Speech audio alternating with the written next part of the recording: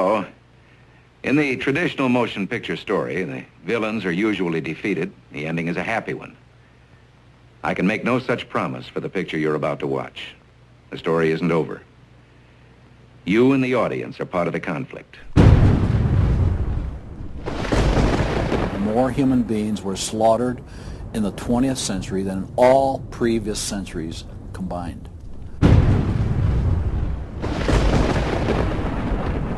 We're talking a congressional record, 135 million dead. Their entire purpose was to detach our culture from any moral anchors whatsoever. You look at the changes in America since 1960, perhaps. The whole culture has been transformed. They're coming out of the belief that the village should raise the child. The village means the government. They have deliberately destroyed the American family, understanding that's the foundational block that builds a society. We've come from Norman Rockwell's America to Hugh Hefner's America. If we lose the Judeo-Christian framework, we're lost forever.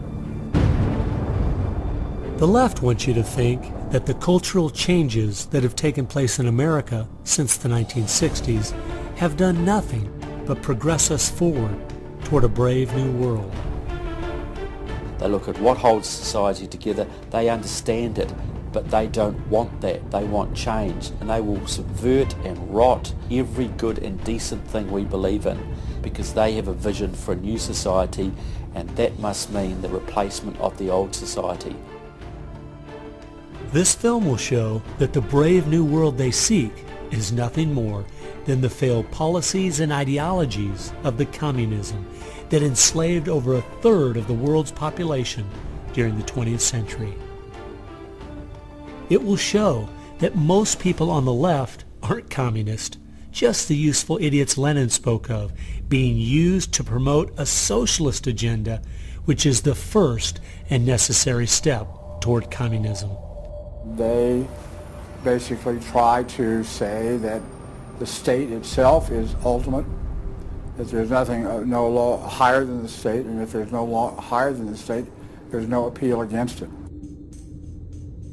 History has proven beyond any doubt that the free enterprise that freedom produces provides more for anyone willing to work than any other system. So why would the left still be pushing their socialist agenda on us? I mean, it's really just microwave communism.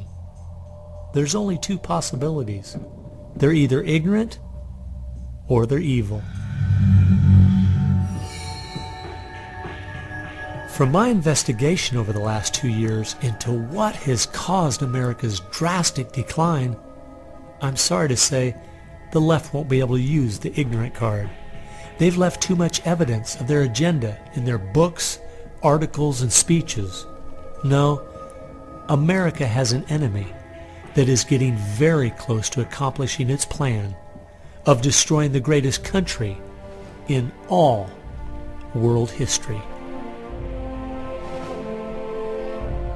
Once people figure it out, they're going to do what people everywhere do. They're going to start protesting, and they're going to start revolting. And when that happens, that's when the powers that be feel threatened, and they use the power that they have.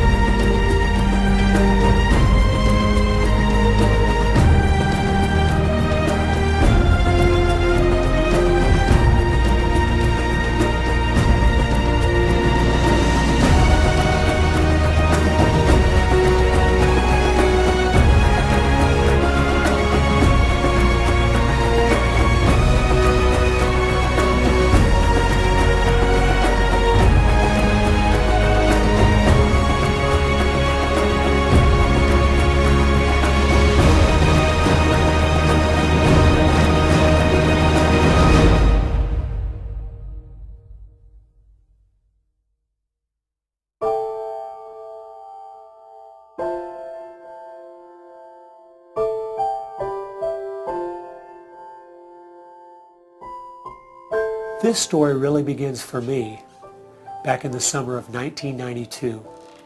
I got a phone call from an older gentleman I knew who was a writer, and he asked me if I'd go attend a meeting for him at the University of California, Berkeley. He told me that the Communist Party USA had recently split over differences of how to best take America down. Some were wanting to still work toward a violent revolution, while others were wanting to focus their efforts on using public policy to subvert America from the inside. He was curious what they had to say. I mean, after all, the Berlin Wall had just come down, the Soviet Union had dissolved, and the whole world was saying communism is dead. So why were they meeting, and what were they up to? I was in graduate school at the time, and the whole idea of slipping in undercover into a communist meeting sounded pretty neat, so I decided to go. The first surprise I had was when I walked into the auditorium. I was expecting it to be filled with college radicals, but instead it was 50, 60, and 70-year-olds, grandparents, professionally dressed with briefcases. And I realized this might be a little more serious than I thought.